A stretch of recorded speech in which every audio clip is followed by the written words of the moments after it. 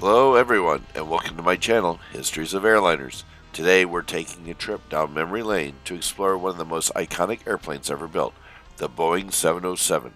This four-engine jetliner revolutionized air travel in the 1950s and 60s, and it's still a beloved aircraft among aviation enthusiasts today. But what happens to these planes when they retire? Well, some lucky ones get to live out their days in museums and outdoor displays where they can be enjoyed by future generations. So today, we're going on a virtual scavenger hunt to find all the preserved Boeing 707s around the world. As you can see, there are museum-housed and outdoor displayed Boeing 707s scattered all over the globe, from North America to Europe to Asia. But don't worry, we're not going to visit all of them in one video. Instead, we're going to focus on some of the most interesting and accessible ones. Our journey to find museum-displayed Boeing 707s begins in North America. Where else to begin but with the first flying 707, initially known as the Boeing Model 367-80, or Dash 80 for short.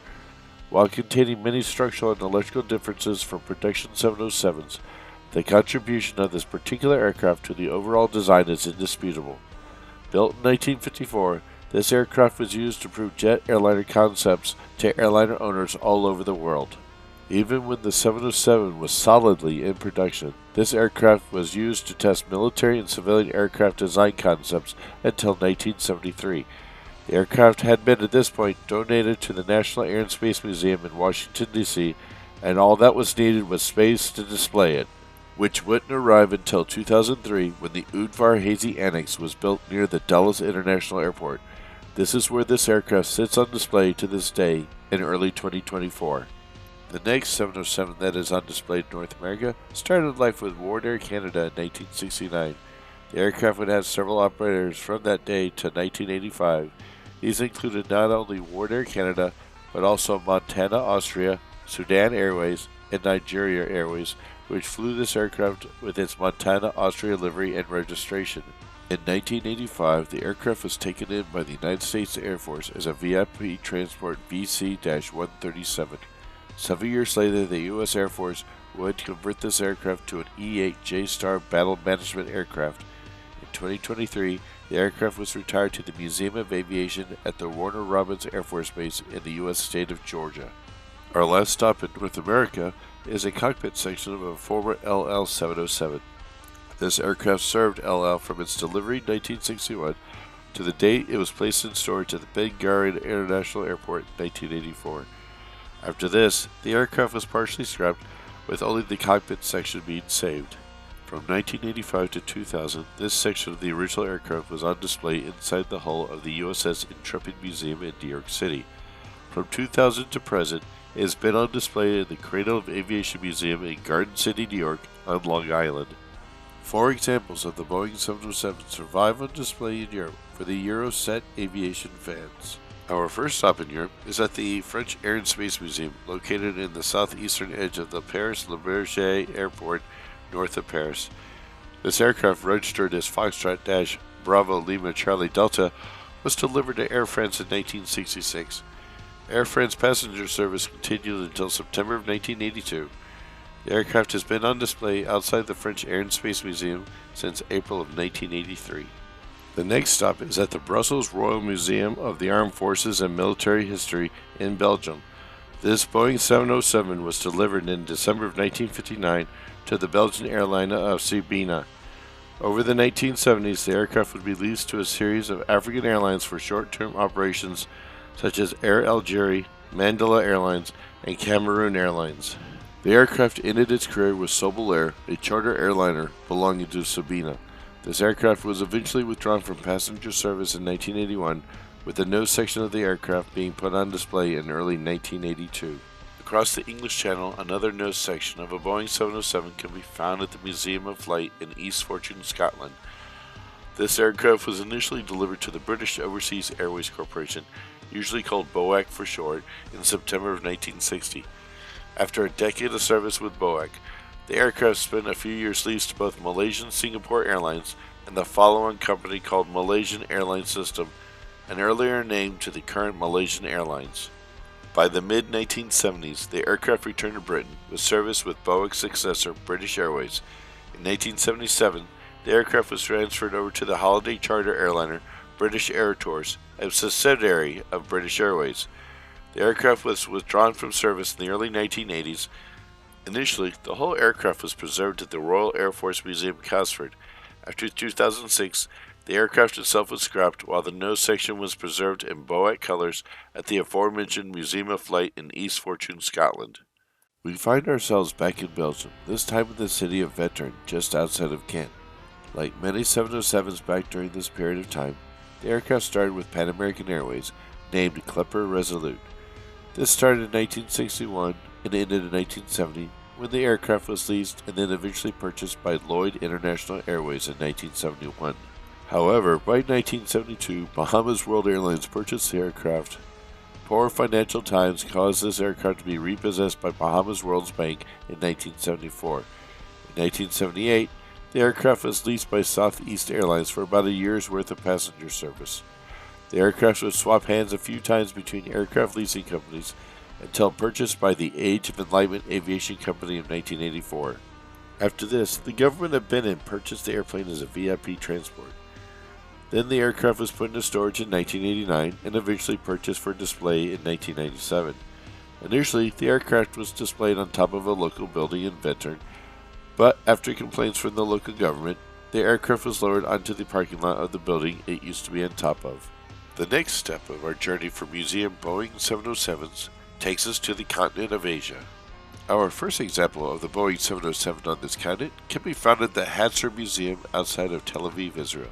Initially, this aircraft served the North American market with service to Trans World Airlines, otherwise known as TWA. Delivered in 1959, this aircraft would transfer over to the Israeli Air Force in 1972, after conversion to a cargo freighter in 1971. By 1983, its time flying was done and the aircraft would be modified again to be a cinema for the museum it is now located at. A few hundred miles to the east is where we find our second Boeing 707 on museum display in Asia. This aircraft started life as Clipper Peerless with Pan American Airways in 1966. 9 years later, the march of technology saw this aircraft sold to an aircraft sales and leasing company, which then proceeded to export this airliner to Iran in 1975 for passenger service with Iran Air. When this aircraft reached 2002, the aircraft was repurposed to serve as a restaurant at the Tehran Mehrabad Museum, initially wearing the standard Iran Air livery until 2010, when it gained its own unique livery for its unique purpose. From here, we head almost due south to the Kingdom of Saudi Arabia, where, at the Royal Saudi Air Force Museum in Riyadh, we find an aircraft produced and sold in 1975 to the Saudi flight carrier Airline Saudia. From 1975 to 1979, this aircraft flew paying passenger service in and out of the Middle East. In 1979, the aircraft was acquired by the Kingdom's royal family for their personal transport aircraft, allowing this plane to be seen worldwide when members of the royal family made official state visits to various nations around the world. The aircraft retired from its VIP service in 2003 and placed on display at the Royal Saudi Air Force Museum, where it sits today in early 2024. We journey due south from Saudi Arabia to find our one and only museum quality Boeing 707 on display in Africa. The lone Boeing 707 on display can be found at the South African Air Force Museum in Zwartskop, Pretoria. This airliner started with Air France, named as Chateau de la Roche-Corbon, flying with Air France from 1968 to 1981. So this aircraft would find itself on the African continent with the South African Air Force from 1983 to the year 1996. At this point, the long-serving aircraft was retired and placed at this museum for all citizens of South Africa to see. We travel across the South Atlantic Ocean to visit 3 more examples of the Boeing 707 in South America. Our first hop into South America lands us at the Museo Nacional de Aeronáutica y del Espacio, found in Chile's capital city of Santiago. This aircraft started life in 1960s West Germany, flying for the West German flag carrier Lufthansa. During its time with Lufthansa, it was named Duisburg and Berlin. From 1967 to 1969, this aircraft was leased to the Condor Airline, which was and still is the charter holiday airline. Returned to Lufthansa in early 1969, this airliner would continue to fly across Europe until 1974, when it was acquired by LAN Chile. Another 12 years of paying passenger service finally saw this aircraft retired to the aforementioned Air and Space Museum in Santiago, where it sits today on display in the LAN Chile livery it wore during its service days. The next stop on the Boeing 707 tour is several hundred miles to the northwest in the nation of Paraguay, just outside the city of Asunción. Like we've seen before, this Boeing 707 started with Pan American Airways, delivered in 1966 for worldwide service. While with Pan Am, the aircraft was named Clipper Monsoon. After 12 years of service with Pan Am, the airliner was transferred to the Paraguayan airline known as Líneas Aéreas Paraguayas, also known as LAPSA.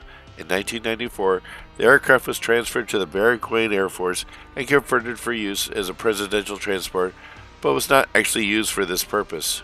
Sometime after 1994, the aircraft was transferred to the Museo de la Historia de Líneas Aéreas Paraguayas, Hotel del Rancho, where, as you can see here, you can swim underneath a 707.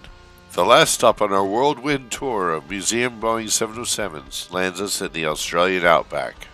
To our knowledge, there is only one Boeing 707 on display in Australia. First delivered to Qantas in 1959, this shorter range version of the 707 was replaced by longer range 707s and eventually 747s by 1969. It was that year this aircraft was transferred to Canada to fly for the airline known as Pacific Western Airlines. In the 1980s, the aircraft was traded around by aircraft holding companies until 1987, wherein the aircraft was purchased by the Saudi Arabian government as a VIP transport for a former Saudi ambassador to the United States, Prince Bandar bin Sultan Al Saud. From 1999 to 2006, this aircraft was placed in storage at the Southend Airport near London, England. This aircraft made its last flight, returned to the Qantas livery it had worn when first delivered, to the Longreach Queensland Airport to be on permanent display alongside a Qantas 747-200 at the Qantas Founders Outback Museum. There are many other examples of surviving Boeing 707s that can be found around the world. However, most of these are either abandoned aircraft or in some cases still used by local airport authorities as ground training aircraft. The former Qantas Boeing 707 that used to be owned and operated by celebrity John Travolta has been slowly going through rebuilding and eventually be certified once again to fly to Australia to be placed on display in the future. If any of you that are watching this video now know of any museum displayed 707s that we haven't covered here, please let us know in the comments below. And thank you for watching. So there you have it, a few of the many places where you can see a preserved Boeing 707. These planes are a reminder of a bygone era of aviation, and they are sure to impress any aviation enthusiast. If you're ever near one of these museums, I highly recommend checking it out. You won't be disappointed. Thank you for watching. If you've enjoyed this video, please give it a thumbs up and subscribe to my channel for more aviation content. And don't forget to leave a comment below and let me know where your favorite place to see a Boeing 707 is.